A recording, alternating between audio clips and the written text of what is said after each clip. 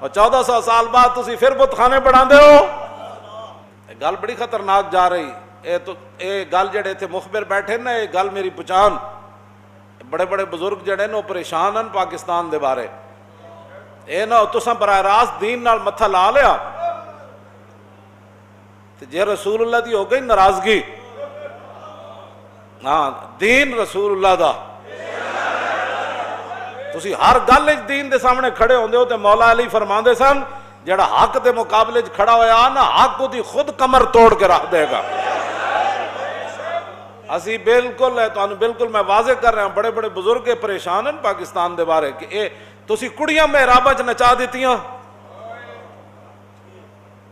رسول اللہ تے مسجد دی دیوار ہوتے تھوک ویکھی سی تے حضور جلال وچ آ گئے سن.